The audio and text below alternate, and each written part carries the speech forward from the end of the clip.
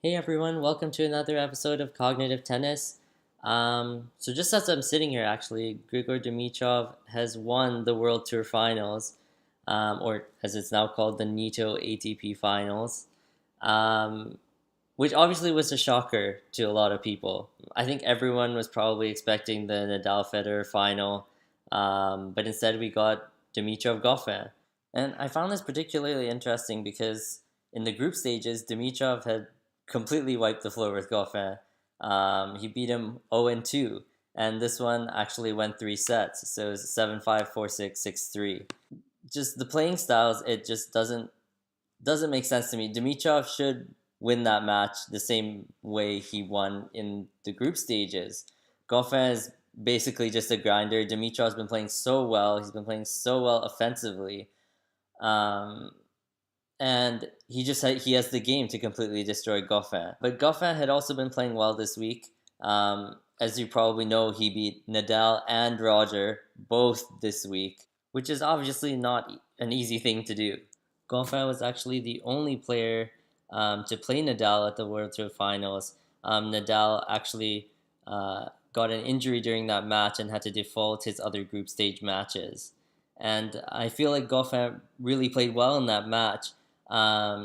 He was really dictating play with his backhand down the line, which is like his favorite shot, and he was really getting Nadal out of position. And he also used his backhand cross court to really hammer at Nadal's forehand and stretch him on that side that he doesn't like. I feel like especially in the second and third sets against Roger, he was playing a lot more offensively. He was keeping Roger back. Roger wasn't getting a chance to come in and attack as much as he normally does, and that's kind of how he won the match. When Goffin plays a little bit more offensively instead of just a straight up grinder style, he can beat almost anybody, and he proved that this week. And Roger wasn't feeling the ball in the second and third sets. And if you're not playing well, the last person you want to play is someone who doesn't give you any free points, who's just a straight up grinder and just won't miss. With the win at the NITO ATP Finals, Dimitrov will rise to a career high of number 3 in the world, and Goffin will rise to a career high as well of number 7 in the world. So that's kind of the summary for this week.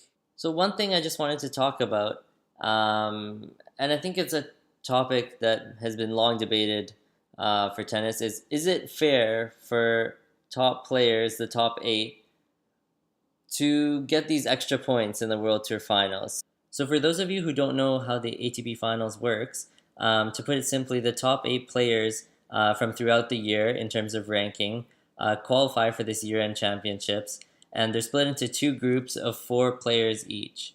And the way the groups are made are by taking the number 1 and 2 seeds, putting them in separate groups, the number 3 and 4 seeds, and putting them in separate groups, and so on until 7 and 8. And each of the 4 players plays the other 3 players in their group. And the top 2 players from each group move on to the semifinals, where the top player from one group plays the second player from the other group, and vice versa. So you can imagine that the matches are all very good, because it's basically a whole bunch of matches played where it's just the top 8 players, and then it gets really exciting once it gets to the semis and finals. And the way ranking points work for the ATP Finals is that you get 200 points for every match win in your group stages, and you get 400 for winning a semifinal match and 500 for the finals. So there's a lot of points up for grabs. And the main debate is whether these points should actually exist. Is it fair for these top 8 players to have a chance at these extra points? And just for a perspective on how many points this actually is, winning a Grand Slam is worth 2,000 points, and winning a Masters 1,000, which is the tournaments just below the Grand Slams, there's 9 of them every year, so those are worth 1,000 to win. And if you go undefeated in all of your rounds of the NITO ATP Finals, you actually get 1,500 points, which Dimitrov actually did. He completely swept his group stage matches and won the semis against Sock and then the finals against Goffin. One side of it is, and particularly I'm actually on this side, is that everyone has the potential to qualify for the year-end finals. And because of that, the points are up for grabs for everyone. So it's a completely fair system where everyone does have access to these points if you make the top eight. And if you don't, then you don't have access to those points. It's just like any other tournament. If you qualify to enter that tournament, if you have the ranking to enter Grand Slams or Masters 1000s, or if you make it through qualifiers, then you do have access to those extra points. Whereas if you don't make it, you don't have the ranking. Maybe you haven't been as consistent throughout the year in some tournaments. You don't qualify for Grand Slams or any other tournament. Then you don't have access to that 2,000 points for a Grand Slam or 1,000 points for Masters 1000, etc. So I think the World Tour Finals is a fair system in that you do have to qualify, and if you do qualify, you're rewarded with those extra points. And I guess the reason some people think this is unfair is that the top eight then have such a lead with those potential 1,500 points. They have the lead throughout the year, and they get they're seated higher because they have those points in the bank. And it's so hard for other players to play catch up throughout the year and to make the year end finals to actually qualify for those points.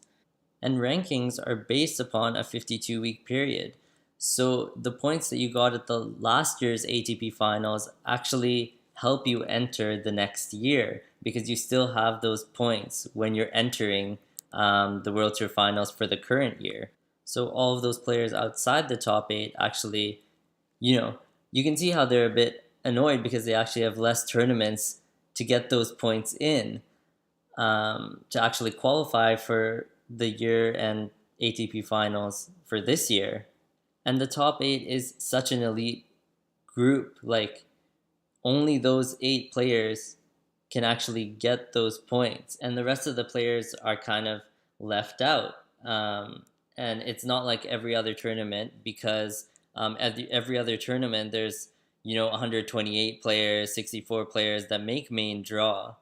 And here it's only 8 players. So it feels like kind of an elitist group instead of a fair tournament for everybody. But again, I feel like this is just like any other tournament. You have to have a certain ranking to qualify. You have to have a certain number of points to actually enter any other tournament on the tour. So the ATP Finals is just a bonus at the end of the year. All players are eligible starting the beginning of the year, and if you have a high enough ranking, you can make the World Tour Finals too. So that's kind of my perspective on the Nito ATP Finals. I'd love to hear your thoughts as well. Feel free to drop a comment and tell me what you think of the World Tour Finals. Is it a fair system because everyone can qualify, or is it not a fair system because it's only an elitist group or top eight, or for some other reason? Please leave a comment down below of other topics you might want me to cover. If you agree or disagree with what I've said in this video, and leave a like if you liked this video, or a dislike if you didn't. If you like what you heard, subscribe to the channel. I put out new videos every Tuesday. Follow me on Twitter. I have more blog posts on WordPress. I'll link both in the description below. But yeah, that's it for this video. Thank you so much for watching, and I'll see you in the next one. Thanks.